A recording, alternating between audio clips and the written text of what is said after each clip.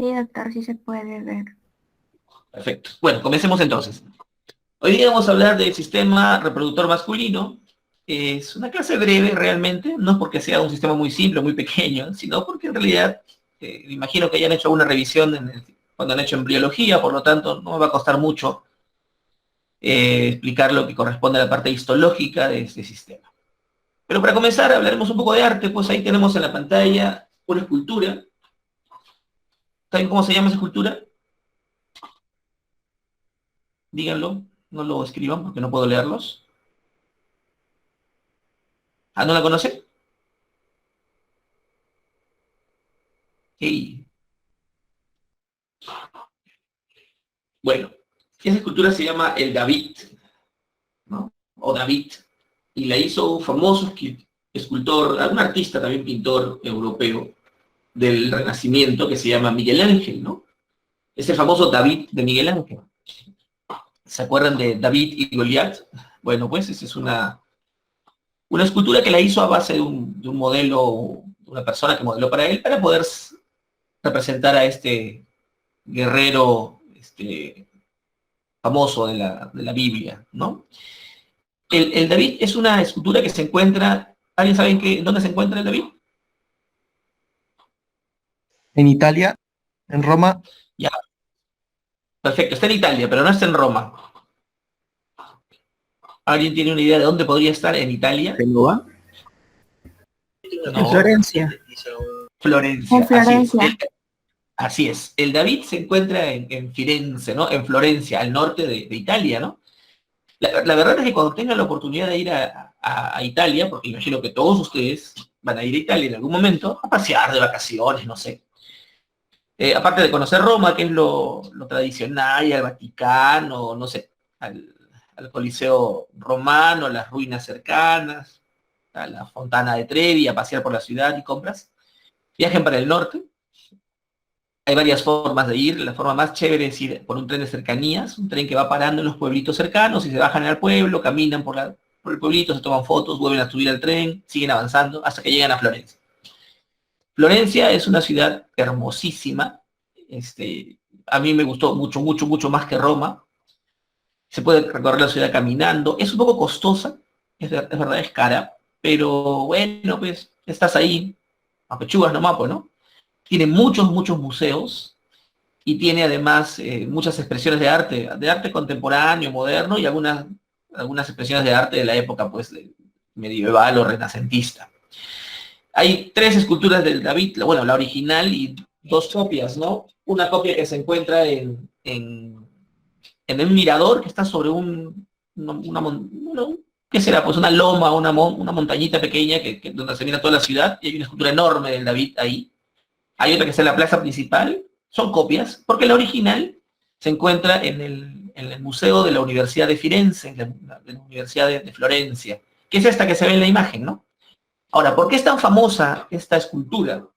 Esta escultura es muy famosa porque el artista, ese es un recontra artista, logró impregnar en este pedazo de mármol todos los detalles de la anatomía masculina que se proyectan con una naturalidad que realmente sorprende. Uno puede ver por debajo de la piel, el tejido celular subcutáneo escaso, porque es un hombre musculoso, el trazado de la circulación venosa, con copia tal a la anatomía original de una persona. Uno puede ver la inserción de los músculos, uno puede notar los detalles en el rostro, en el pelo, en las uñas, etcétera. O sea, es perfecto. Con una sincera, con una real, quizás con un real veto o error propio de la época, que es la zona genital, ¿no? La zona genital sí es una zona que se ve desproporcionada. El aparato reproductor masculino del David es desproporcionado, porque uno se sorprende cuando ve un hombre con esta anatomía y con una apreciación genital tan reducida. Pero la verdad es que en ese momento la iglesia ponía muchos filtros para poder realizar obras de arte de este tipo y solo autorizaba la genitalidad de las esculturas en los ángeles, que eran pequeñitos, ¿no? Y se hacía una genitalidad de niños, ¿no? De pequeños, para no generar ese morbo, etcétera, que podía generar una escultura que hubiera traducido las dimensiones reales, ¿no? Por eso el David tiene genitales de niño, ¿no? Y se ve de esa manera desproporcionado, ¿no? Un hombre tan grande con un pene tan pequeño, ¿no? Muy bien.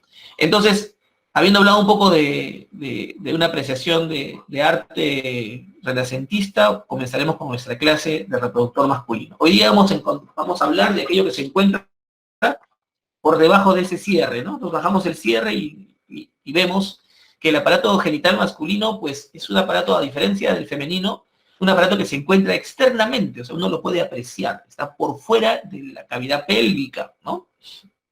Vamos a revisar nosotros hoy día los testículos que están fuera, hablaremos de cómo están las vías o conductos genitales, donde veremos a los conductillos eferentes, el conducto del epidídimo, el conducto deferente y los conductos eyaculadores. Veremos qué glándulas se encuentran anexas al sistema reproductor, ahí tendremos la próstata, las vesículas seminales y las de Cooper, ¿no? Y finalmente daremos alguna pauta con respecto al pene.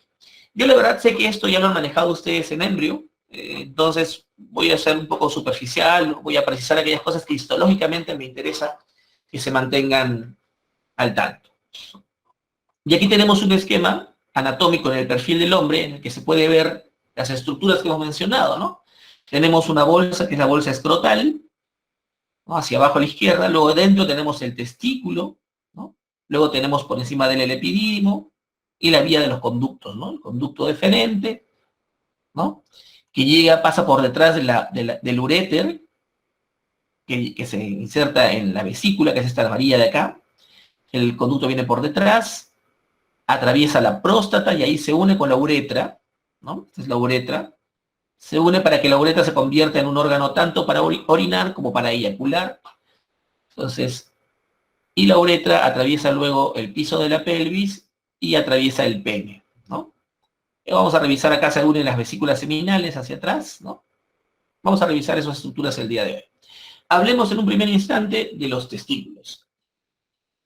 ¿Qué podemos comentar de los testículos? Los testículos son órganos, es un órgano par, o sea, son dos, normalmente son dos, que han descendido en el periodo embrionario desde la cavidad abdominal hacia el exterior para ubicarse en una bolsa de piel que se llama escroto, la bolsa escrotal. Son un órgano que tienen forma ovoide, ¿no? Como un huevo. Por eso vulgarmente se les llama de esa forma, ¿no? A los testículos. Perfecto. ¿Cuánto mide un testículo? A ver, chicos, ¿cuál es la dimensión de un testículo? Échense números. Ustedes que se ven desnudos al espejo todas las mañanas después de ducharse.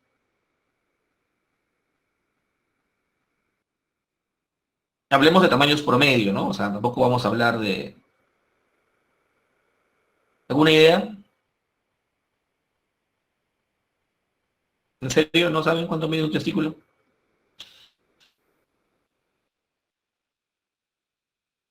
Eso pasa cuando dejan prendida la computadora y se van a tomar desayuno. Bueno, los testículos miden más o menos 4 centímetros de alto por 3 de ancho y 2 de grosor, ¿no? 4 por 3 por 2, más o menos, en promedio. Obviamente se pueden ver un poquito más grandes porque por fuera de ellos están los revestimientos de la bolsa escrotal, entonces eso los magnifica un poco. Son totalmente accesibles al tacto, por eso cuando hacemos el examen clínico de un paciente y revisamos la zona genital, debemos revisar los testículos, traccionarlos, ver sus bordes, que sean lisos, la contextura, que sea duro, que sea renitente, así como la punta de una nariz, ¿no? Más o menos. Ahora, ¿qué tenemos en el testículo desde el punto de vista histológico? Bueno, el testículo es un órgano macizo, por lo tanto tiene estroma y parénquima.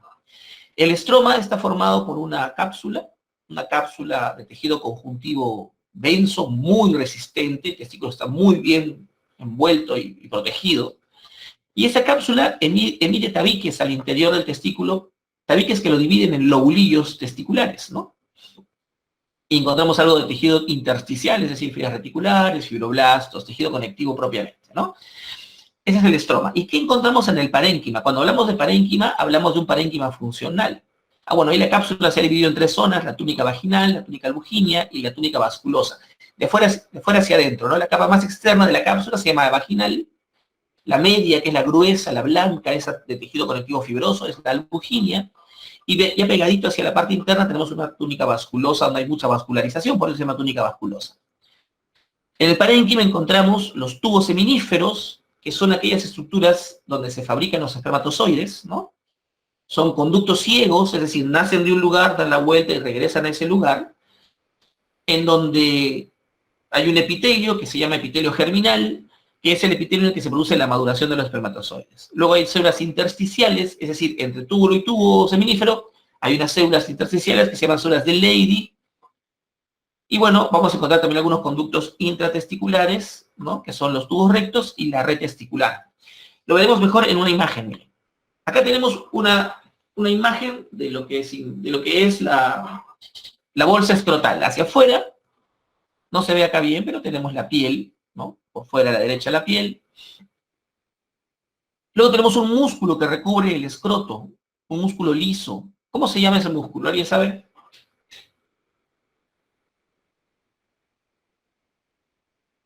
Jóvenes, ¿están ahí? Sí, doctor, sí estamos. Gracias por recordármelo. ¿Alguien sabe cómo se llama el músculo que recubre la cavidad escrotal por fuera, que reviste, que está por debajo de la piel del escroto? ¿Y para qué sirve? ¿Nadie sabe? Bueno, este musculito se llama dartos, ¿no? Y lo que hace es, cuando se contrae el dartos, sucede sobre todo cuando hace frío, por ejemplo, o cuando tenemos vergüenza, ¿no? El dartos se contrae y tracciona los testículos para pegarlos hacia la cavidad pélvica, los pega a la cavidad pélvica, ¿no? No los eleva, ¿no? Ese es otro músculo, es el cremaster, ese los eleva, ¿no? El dartos los jala y los pega a la pelvis. ¿Para qué? ¿Por qué están los testículos fuera? Los testículos están fuera de la cavidad pélvica porque la temperatura que se requiere para la espermatogénesis, es decir, para la fabricación de los espermatozoides, es menor a 37 grados centígrados. Y la cavidad pélvica, todo el cuerpo humano, está a 37 grados centígrados. Entonces la naturaleza dijo, vamos a sacar a los testículos afuera para que estén más frescos. Y está a 36,5, 36,7, que es la temperatura que se necesita para que los espermatozoides maduren con normalidad. Pero cuando uno, por ejemplo, uno va a la piscina, no sé si les ha pasado a ustedes, están con su bañador ajustadito, ¿no? Y se ve la silueta del cuerpo humano así muy atractiva, probablemente. Y es más, se ve una proporción genital generosa, ¿no? Porque uno está calientito. Y se mete a la piscina de agua helada, o se mete a la playa de agua fría, y luego uno sale de la piscina y se da cuenta que la genitalidad ha quedado reducida a una mínima expresión, ¿no? Uno se ve y dice, uy, ¿qué pasó? Y se ve chiquitito. Eso es porque en ese momento, por la temperatura muy fría que tenía el agua, el dartos se ha traccionado de tal manera que ha reducido la bolsa escrotal para pegarle a la pelvis. Y de tal manera que la pelvis le irradia calor a la espermatogénesis, a los testículos, y eleve la temperatura un poco cuando el agua es muy fría. Lo mismo pasa cuando nosotros vamos a la altura, a mucho frío, temperaturas bajas, el darto se contrae y los testículos se reducen, entre comillas, porque se traccionan hacia la pelvis. Este es el músculo culpable de esa función. Acá está la túnica vaginal externamente. Esta gruesa de aquí es la luginia, puro tejido conjuntivo denso modelado, ¿no? Cuando uno observa el testículo por fuera, uno lo ve esta capa y la ve nacarada, blanca nacarada, como el interior de una concha, ¿no? Como el interior de una almeja, por ejemplo, blanca, brillosa, así se ve esta capa.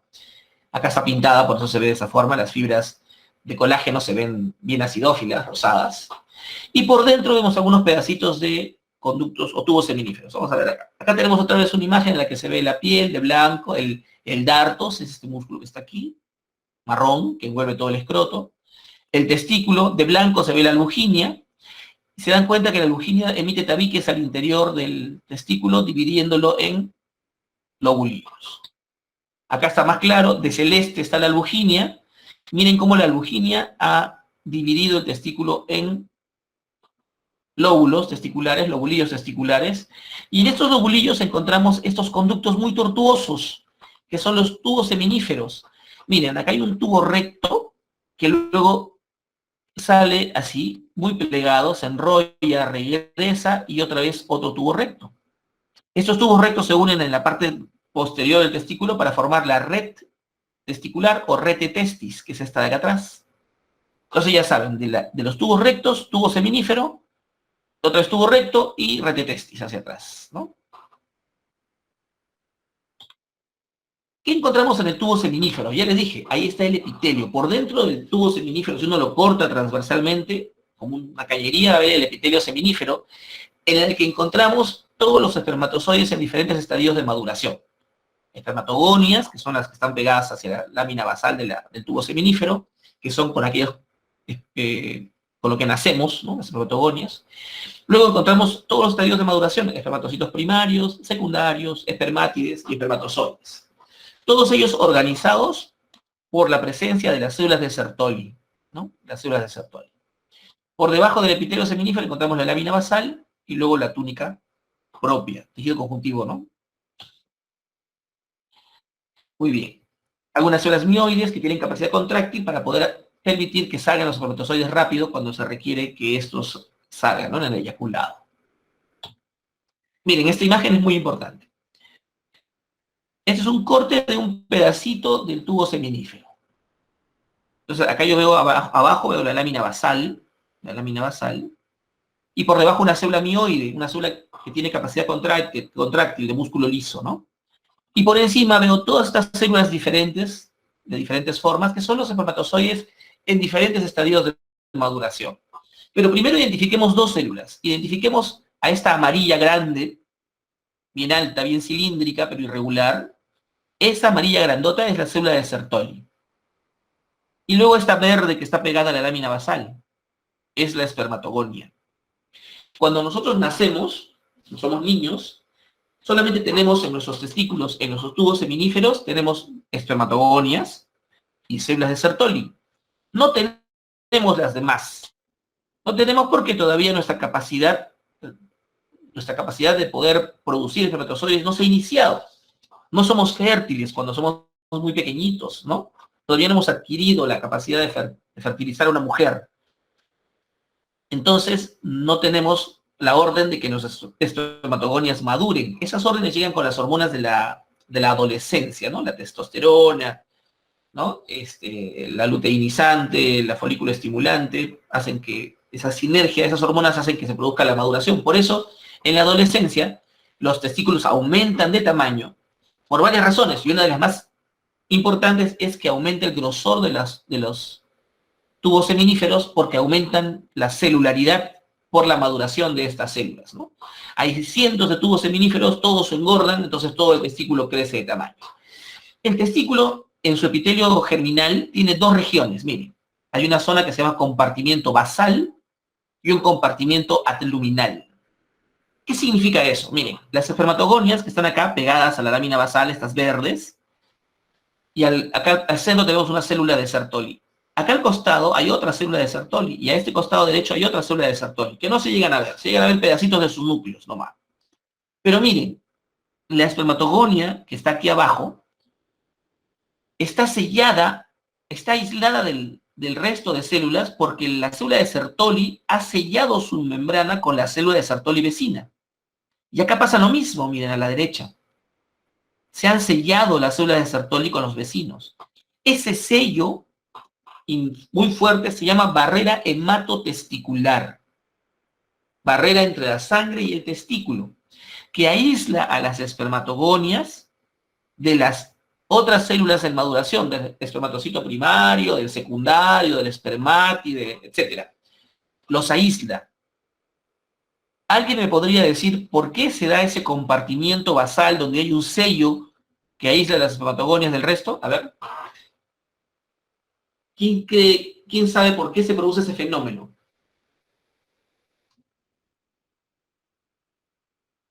¿Nadie?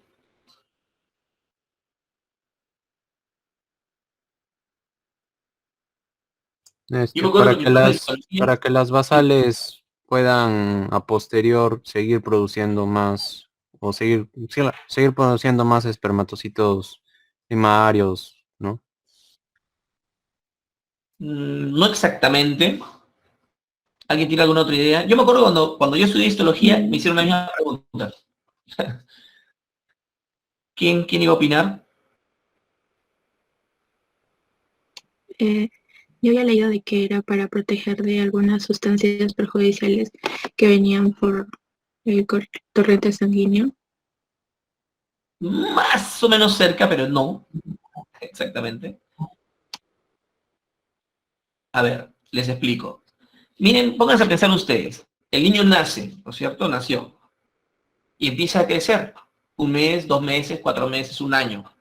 En ese periodo de tiempo, apenas nace, su sistema inmunológico, ese que ya conversamos en las clases anteriores, empieza a reconocerlo todito, ¿no? Lo recorre totalmente y empieza a reconocer las estructuras que son propias, ¿no? Y dice, allá, los ojos, las orejas, la nariz, la boca, la tráquea, los pulmones, etcétera, ¿no? Lo reconoce, dice, esto es mío, esto me pertenece, por lo tanto jamás le voy a hacer daño. Y listo, el niño crece, llega a los 12 años, a los 13 años, crecen los testículos y empiezan a aparecer estas células, porque la espermatogonia empieza a reproducirse, hace mitosis y aparece el espermatocito primario, luego el espermatocito secundario, el espermátide, etcétera. La sangre viene por acá abajo y lleva a las células de la defensa, los linfocitos. Y el linfocito llega y se encuentra con un testículo diferente, que es grande y que tiene células exóticas, miren, con formas raras. Y dice, un ratito, acá han habido 12 años de vida y yo nunca he visto esas células. Deben ser extrañas, ¿no? Entonces dice, voy a destruirlas. Y podría preparar un arsenal de anticuerpos, de lucha cuerpo a cuerpo, de defensa celular, para destruir a estos monstruos que están acá, que tienen forma de, ¿no? Rarísimas, de balas, ¿no?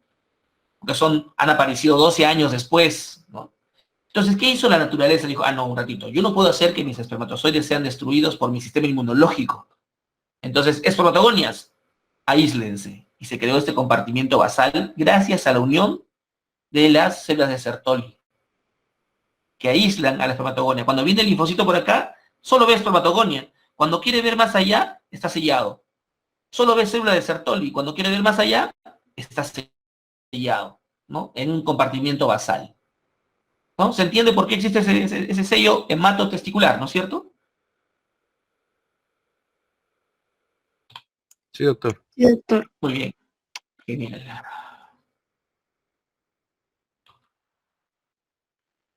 Acá se ve lo mismo. Esta naranja que está acá es una célula de Sertoli. Acá está abajo la espermatogonia. No se llega a ver un pedacito nomás de ella. Pero miren acá este sello.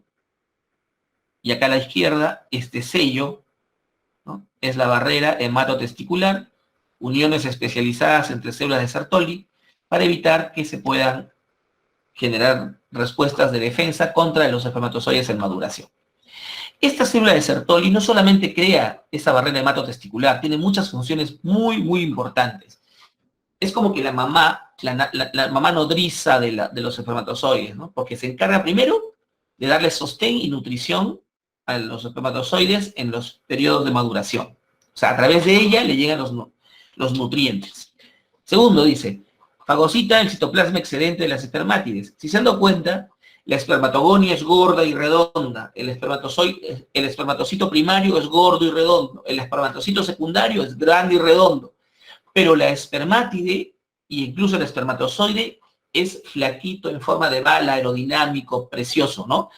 Ha perdido mucha sustancia en su maduración, ya. Esa sustancia que ha perdido se lo come la célula de Sertoli, la fagocita. Forma la barrera hematotesticular, ya saben lo que es usted, qué significa eso. Produce una proteína fijadora de andrógeno, es decir, la célula de Sertoli capta a la hormona masculina para que el ambiente de maduración sea el adecuado. Si no estuviera la célula de Sertoli, la hormona masculina se iría nomás, pues, no se pegaría al testículo, ¿no? Ella tiene una proteína fijadora de andrógenos. Secreta la proteína antimülleriana en el embrión, secreta la inhibina, que inhibe la secreción de FSH para los fenómenos de feedback, de retroalimentación negativa, ¿no? de FSH a la hipófisis. Secreta mucha fructosa, y eso es importante, porque ustedes saben que los espermatozoides en su periodo de maduración son engreidazos, pues, ¿no? Así como la neurona solo come glucosa, no tiene otra dieta, solo glucosa, el espermatozoide tiene una dieta también en la que solo come fructosa. O sea, solamente come el azúcar que proviene de las frutas, ¿no? La fructosa. ¿Y quién le da la fructosa al espermatozoide? Pues se lo da la célula de Sertoli, ¿no? Por eso dicen, ¿no? Si quieren que el semen tenga un sabor agradable, coman fruta, porque se concentra mucho el aroma de la fruta en el semen. Bueno, en realidad al semen va la fructosa, porque al espermatozoide le gusta la fructosa. Y no solamente va al semen a través de las células de Sertoli, sobre todo va al semen a través de las vesículas seminales que veremos en un ratito. Y bueno, transferrina testicular que le da fierro al espermatozoide. Miren, en esta imagen uno puede ver acá, esto que está, esta línea al medio es la lámina basal de dos tubos seminíferos. Acá hay uno arriba y uno abajo. Y acá se ve hacia arriba, miren la línea para arriba, se ve el epitelio germinal, qué bonito. Estos núcleos grandes, redondos, verticales, corresponden a las células de Sertoli. Estos núcleos redondos, grandes, basales, pegados a la lámina basal, son las espermatogonias, ¿no? Con las que hemos nacido con células de Sertoli y espermatogonias. Por encima de eso, todos son espermatozoides primarios, secundarios y espermátides, ¿no? Es la maduración de las células del espermatozoide, ¿no? Hacia abajo se ve lo mismo. Y aquí yo puedo ver las células mioides, estas largas, acá son núcleos de células mioides, están por fuera de la lámina basal, y estas que están son del intersticio, las famosas células intersticiales. Entre tubo seminífero y tubo seminífero hay estas células intersticiales que se llaman células de Leydig. Células de Leydig. Aquí otra imagen, en la que se puede ver de amarillo las células de Sertoli, de verde las espermatogonias, y hacia arriba todas las maduraciones, ¿no? Y al final las espermátides acá pegadas a la célula de Sertoli. Miren, esta imagen es para mostrar los estadios de maduración de un segmento del tubo seminífero. En la etapa 1, yo tengo espermátides, ¿no? Y en la etapa 2, tengo espermatozoides, ¿no? En la etapa 3, no tengo ni espermátides ni espermatozoides. Tengo espermatocitos primarios, espermatocitos, básicamente espermatocitos primarios. Y en la etapa 4, espermatocitos, acá primarios y secundarios probablemente. Y acá primarios. ¿Qué significa eso? Significa que el tubo seminífero, si bien es cierto, el tubo es muy largo, tiene segmentos que maduran en diferentes tiempos. Un segmento estará en la etapa 4, es decir, no tiene espermatozoides. En etapa 3 tampoco tiene espermatozoides. En etapa 1, bueno, tiene espermátides, pero en etapa 2 ya tiene espermatozoides. ¿Qué significa eso? Significa que el tubo seminífero funciona como un colegio, ¿no? Cada segmento tiene una promoción diferente. ¿Eso qué significa? A ver, ¿cómo se traduce eso en la funcionalidad? Significa que cuando un tubo seminífero tiene que aportar espermatozoides al eyaculado, utiliza a estos espermatozoides. El varón va y tiene una eyaculación, ya sea por una masturbación o por una relación sexual, y en su eyaculado emite esta promoción. Por lo tanto, ese semen sale con capacidad de fecundar, primer eyaculado. ¿Qué pasa si ese varón tiene un segundo eyaculado inmediatamente después? O sea, una segunda maniobra, ¿no? Y ya se supone que se quedó sin espermatozoides, porque ya lo botó todos los de la etapa 2 en ese eyaculado. No. Automáticamente maduran estos. La etapa 1 pasa a ser etapa 2. Y se quedan, y el segundo eyaculado inmediato también tiene espermatozoides. ¿Y qué pasa si hay un tercer eyaculado? Automáticamente la etapa 3 pasa a ser 2 y pasa a ser 1, perdón, pasa a ser 1 y pasa a ser 2 inmediatamente, para que hayan espermatozoides también en ese momento en el eyaculado. Por lo tanto, cuando una persona tiene un primer eyaculado, inmediatamente un segundo eyaculado, inmediatamente un tercer eyaculado, la capacidad de fecundar es la misma en los 3 eyaculados seguidos. Por lo tanto, si van a tener una noche de mucha actividad, pues llévense 2 cajitas de condones, para el primero, para el segundo, para el tercero. Porque si dicen, no, el primero es el que tiene peligro, el segundo ya no, eso es mentira. Si bien es cierto, el volumen del semen disminuye, pero la contabilidad de espermatozoides no varía mucho entre el primero, el segundo y el tercer eyaculado, o el cuarto, si es que son tan poderosos, ¿no? Es importante ese mensaje, ¿no? Aquí se ve, ¿no?, la espermatogonia. ¿Se acuerdan de las células de Leydig? Estas células que están en el intersticio, pues son un poco globulosas, ¿no?, geométricas, poliédricas. Tiene un núcleo esférico central con una cromatina muy activa, una cromatina laxa, mucha eucromatina. Su citoplasma es acidófilo y tiene una peculiaridad, tiene muchas inclusiones lipídicas. Eso es importante porque esa inclusión lipídica es la materia prima para que produzca la hormona sexual masculina, porque es la célula de Leydig la que produce la testosterona, ¿no? Tiene todo lo que es necesario para la síntesis de esteroides y produce la testosterona. Aquí está mi célula de Leydig, ¿no? Poliédrica, núcleo bien laxo, y tengo gotas de lípido, inclusiones lipídicas, mucha mitocondria. Bueno, ¿cómo sigue la cosa después de que salimos del tubo seminífero? Del tubo seminífero vamos al tubo recto. Son los tubitos rectitos que se insertan en la parte posterior, en la red testicular, y la red testicular, de ella hacia la parte superior salen muchos conductillos eferentes, pero sí, conductillos eferentes, ¿no? El interior va cambiando ligeramente de una a otra estructura que se describe en esta imagen, ¿no? Luego los conductillos eferentes se unen para formar el epidídimo, que es un conducto que tiene tres regiones. Una zona que es la cabeza, el cuerpo y la cola. Por dentro de la cabeza encontramos los conductillos eferentes, esos que han venido de la red testicular. Y luego se consolidan en un conducto epidimario que va hasta la cola. Cuando uno tracciona un testículo y lo revisa en la parte semiológica, uno tiene que tocar la región posterior y puede tocar la cabeza del epidídimo, el cuerpo y la cola para seguir, y se continúa con el conducto deferente, ¿no? El epidídimo por dentro, si yo corto el conducto del epidimario, voy a encontrar que tiene un epitelio cilíndrico pseudoestratificado con estereocilios, ¿no? O sea, es un pseudo estratificado cilíndrico con estereocilios, que son cilios más largos que tienen poca movilidad, ¿no? Y por fuera, fibras musculares lisas, ¿no?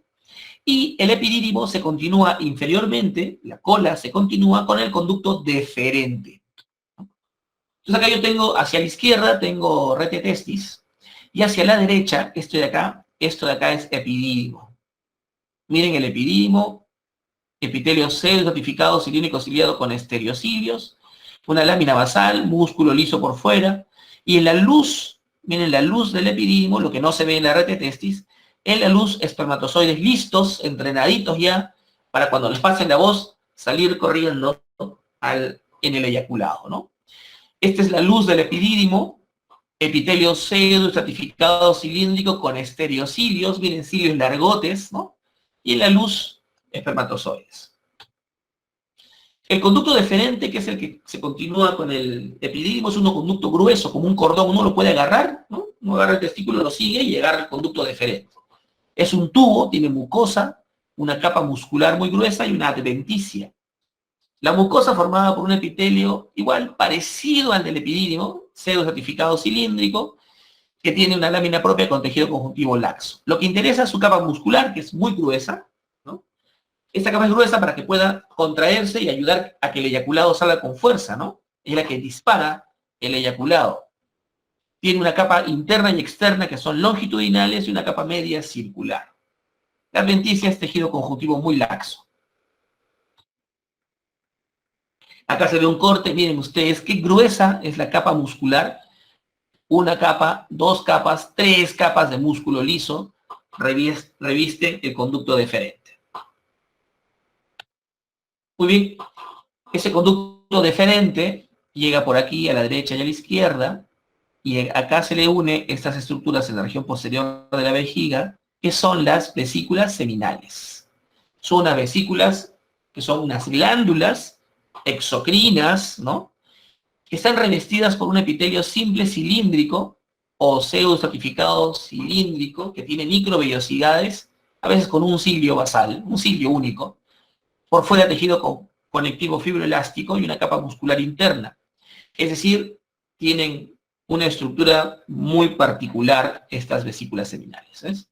Acá se ve el epitelio cilíndrico que les dije, y por el centro el contenido de la secreción de la vesícula seminal. Miren la importancia, acá se ve por fuera el epitelio, la secreción de la vesícula seminal.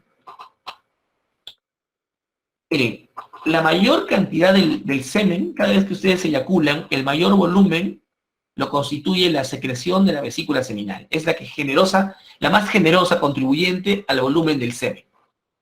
Su secreción es protectora del espermatozoide y le provee de nutrientes, sobre todo de fructuosa, ¿no? O sea, la vesícula seminal prepara una secreción que tiene mucha fructosa y protege y alimenta al espermatozoide.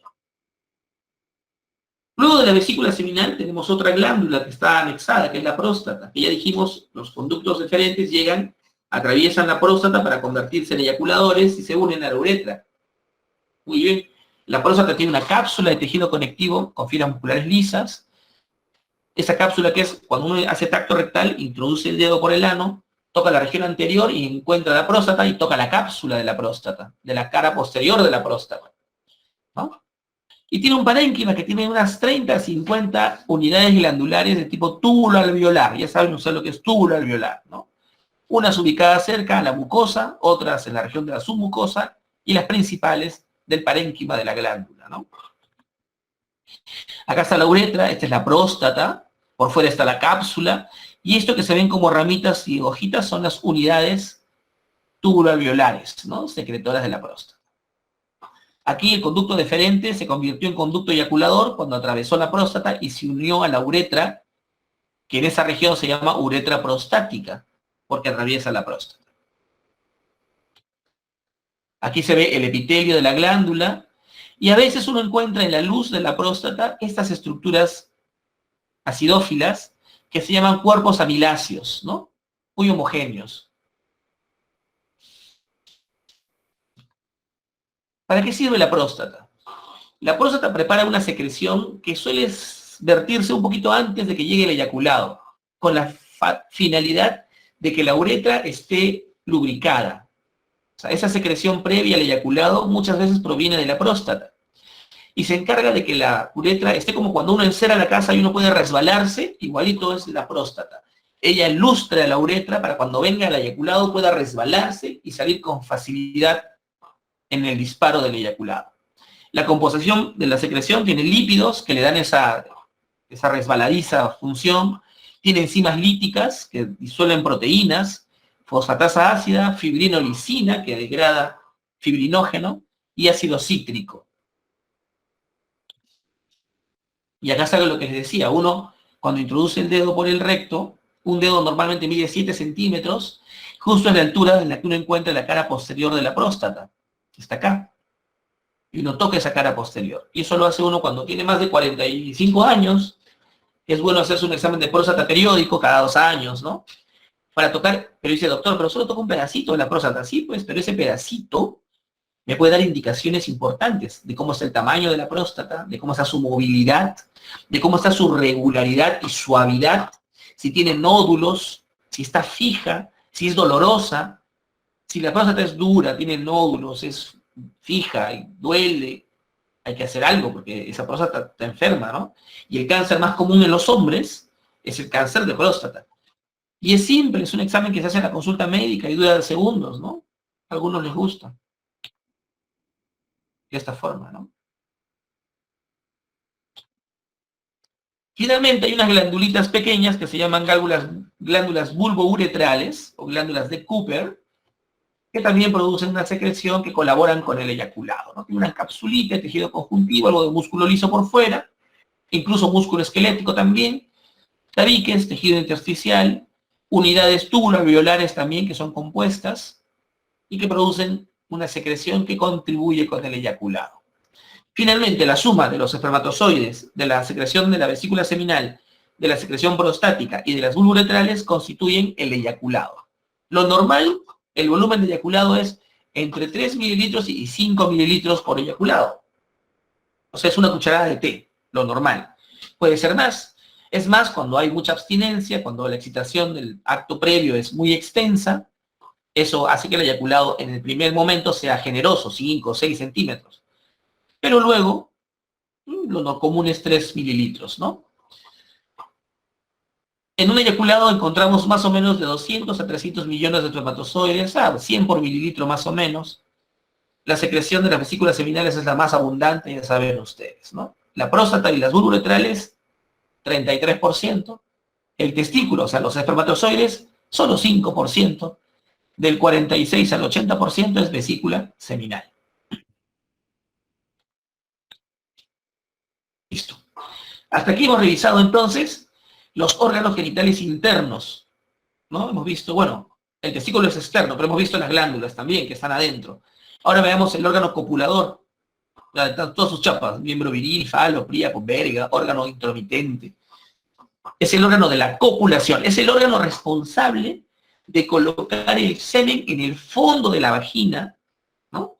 Para que pueda producirse la fecundación por el viaje del espermatozoide.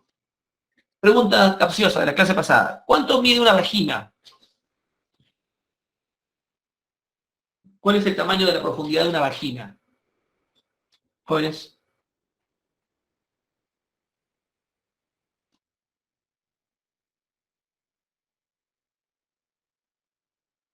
¿Nadie sabe? Están googleando, ¿no 8 es cierto? centímetros.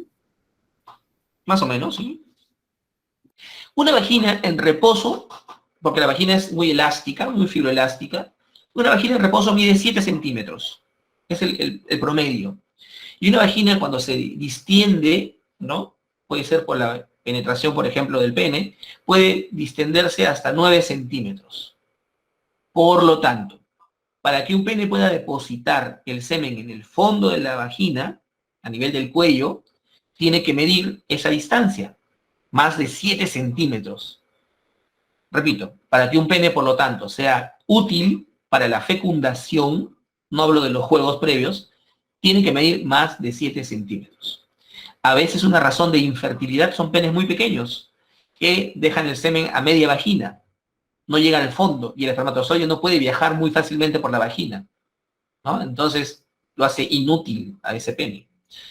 Otras razones pueden ser el aumento de peso, ¿no? Cuando hay mucho tejido adiposo, tanto en el varón como en la mujer, el tamaño del pene se reduce, la facilidad para que pueda ingresar hacia el fondo de la vagina también se hace inútil, entonces el pene no cumple con su función. Porque, ojo, la función del pene es colocar el semen, es un órgano copulador, es colocarlo en el fondo vaginal para poder producir la fecundación. Y así son los penes, pues miren, acá hay varios estudios que muestran los tamaños de los penes para que sean útiles. La primera columna muestra el promedio de un pene en erección y la segunda columna muestra el pene en flacidez. En realidad, esto es engañoso. Esto es más útil para poder saber si un pene es útil o no. Chicas, no viajen ustedes al oriente, miren qué fea está la cosa en el oriente. ¿Dónde está por acá? Miren Corea. No puede ser, ¿no? Tailandia está más bonito. Miren Italia, 15 centímetros. Estados Unidos, que es una mezcla, 13 centímetros. Hablamos de un pene en promedio en erección, ¿no? Venezuela debe parecerse a Perú, ¿no? Venezuela, México, Chile. No hay un estudio en Perú. En este cuadro no hay un estudio en Perú. Muy bien. Pero de todas maneras, en una población uno puede encontrar esta variabilidad de órganos copuladores. Uno considera que un pene es pequeño cuando mide menos de 10 centímetros, por lo tanto es poco útil para la fecundación. 2 de cada 100 personas tienen un pene de ese tamaño, 2 de cada 100. Después vemos acá una variabilidad de 10 a 11.5, 3 de cada 100, de 11.5 a 13, 6 de cada 100. El promedio, el grueso, afortunadamente para la función reproductora está aquí, entre 14 y 18 centímetros, está el promedio. Es un pene promedio, aceptable, útil. Y estos de acá ya son pues cuestiones ya transgresoras, ¿no? Los penes agresivos, ¿no? Por ejemplo, 2 de cada 100 mide más de 23 centímetros. 3 de cada 100 miden entre 21 y 23 centímetros. Son penes grandes. Entre 19 y 23 son los penes de los actores porno, pues, ¿no? Ahora, estos penes de acá, si bien es cierto, son grandes, no siempre son muy útiles, ¿no? Porque a una mujer que ve un pene de ese tamaño se asusta, ¿no? Segundo, que puede ser un poco agresivo y producir lesiones o daños. Esto tampoco les gusta a las chicas. Y además, como es tan grande, requiere más sangre para poder erectarse. Por lo tanto, la erección les dura menos. Así que, no por tenerlo grandazo, van a ser mucho más efectivos. Estos penes de acá son ideales, ¿no? Es un tamaño adecuado, no son traumáticos, se erectan con generosidad y fuerza y cumplen con la función para la que están hechas, ¿no? El pene está recubierto de piel fina, ¿se acuerdan? Una piel con los estratos, con 4 estratos, con glándulas sebáceas, sudoríparas y folículos pilosos. Tiene tejido celular laxo subcutáneo, una albuginia también, tejido conectivo que lo reviste. Tiene dos cuerpos que se conocen como cuerpos cavernosos, dos cuerpos cavernosos eréctiles, así como los cuerpos cavernosos de la cavidad nasal. ¿Han visto los cornetes? Tienen cuerpos cavernosos adentro, igual el pene. Y un cuerpo esponjoso o cavernoso uretral. Se llama cavernoso uretral o cuerpo esponjoso porque la uretra atraviesa este cuerpo esponjoso, ¿no? Para orinar o para eyacular. Finalmente, el cuerpo esponjoso se dilata y forma el glande o cabeza del pene, ¿no? Entonces acá tenemos un corte transversal del pene en el que se ven los cuerpos cavernosos y abajo el cuerpo esponjoso atravesado por la uretra. Y aquí se ve distalmente, es este de abajo el que se dilata para formar el glande o cabeza del pene, ¿no? La región más distal. Acá se ve un pene también del corte histológico, se ven los cuerpos cavernosos y acá abajo el cuerpo esponjoso atravesado por la uretra. Es un pene en flacidez, mucho tejido conjuntivo, piel, albuginia. Acá se ve un pene que ha sido cortado simulando una erección. Los cuerpos cavernosos se han llenado de sangre, la sangre ha sido retenida, ¿no? Eso hace que el pene se erecte, eso aumenta el tamaño, aumenta la dureza, le da direccionalidad y esa erección dura mientras dure la excitación y concluye con el eyaculado. Una vez que el eyaculado se produzca, se apertura nuevamente el drenaje de sangre venosa del pene y los cuerpos cavernosos y el esponjoso se drenan y el pene vuelve a la flacidez. Para que exista una erección tiene que haber ciertas condiciones. La principal de ellas, un estímulo para la erección. O sea, tiene que haber algo que motive tu erección. Los estímulos pueden ser muy variados, todos son sensoriales, ¿no? Puede ser que veas algo que te gusta, veas una chica que te atrae mucho, o si tu atracción sexual es por un chico, ves un chico que te atrae mucho, y eso puede producirte excitación y te produce una erección. La erección es llenas los cuerpos esponjosos, los cuerpos cavernosos y el esponjoso de sangre, y al llenarse de sangre se cierra el drenaje y el pene se mantiene erecto. Pueden ser estímulos olfatorios, un olor sensual, un perfume, o a veces un olor un poco natural, ¿no? El sudor, etcétera. Puede ser un estímulo auditivo, un gemido, una frase sensual, un piropo, o puede ser el gusto, ¿no? No sé, pues el sabor de los besos. Estas condiciones pueden generar excitación sensorial, neurológica, que se transmite en un fenómeno parasimpático que es la erección. Una vez que se produce el acto coital o masturbatorio, lo que quieran, se produce el eyaculado y el estímulo cesa temporalmente, se drena la sangre y el pene vuelve a la flacidez. Es importante ese fenómeno porque el pene no puede mantenerse erecto pues por horas. Cuando el pene se mantiene erecto por horas, produce dolor, inflamación y la sangre que se ha almacenado en los cuerpos esponjosos y cuerpos cavernosos y esponjosos se coagula.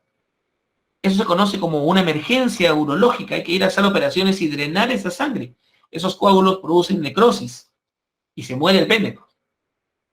Esa enfermedad se llama priapismo. La erección permanente sin estímulo se llama priapismo. Y se produce por varias razones. Una de ellas, hay una mordedura de araña, se produce priapismo. Los traumatismos vértebro-medulares producen priapismo. Algunos medicamentos, el Viagra, produce, cuando uno toma el Viagra de manera, no, ya quiero rendir, me tomo 3 pastillas, o te da un infarto, o terminas con priapismo también, ¿no? Entonces hay que tener cuidado cuando uno usa. Bueno, ustedes son jóvenes, no requieren de ese tipo de estímulos, o no deberían quererlo, ¿no? Hay algunas drogas, cocaína también produce priapismo, en fin. Y listo. Eso es reproductor masculino, la clase final de esta asignatura.